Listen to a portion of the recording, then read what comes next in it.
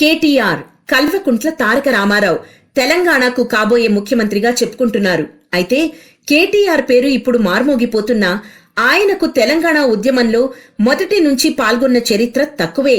కాకపోతే మలిదశ ఉద్యమంలో చేరి చురుగ్గానే పాల్గొన్న మొదటి నుంచి ఉద్యమం చేసిన నేతలను మించి పార్టీలో ఎదిగారన్న సంగతి అందరికీ తెలిసిందే. అయితే ఇటీవల కేటీఆర్ కోదండరాంపై ఆగ్రహం వ్యక్తం చేశారు. టీడీపీ నేత రేవంత్ రెడ్డితో వేదిక పంచుకుంటున్నారు, సిగ్గులేదా అని వ్యాఖ్యానించినట్టు తెలుస్తోంది. కేటీఆర్ వ్యాఖ్యలపై రేవంత్ మండిపడ్డారు. తనను అవమానించిన కేటీఆర్ పై మాటల యుద్ధం చేశాడు రేవంత్ రెడ్డి. కేటీఆర్, నువ్వు అమెరికాలో బాత్రూంలు కడుగుతున్న సమయంలోనే నేను ఉద్యమంలో పాల్గొన్నానని గుర్తు చేశారు. నువ్వు బాత్రూంలు చిప్పలు కడిగే సమయంలో నీ తండ్రి కేసీఆర్ కి రేవంత్ రెడ్డి ఏం సాయం చేశాడో ఇంటికెళ్లి నీ అయ్యను అడుగు.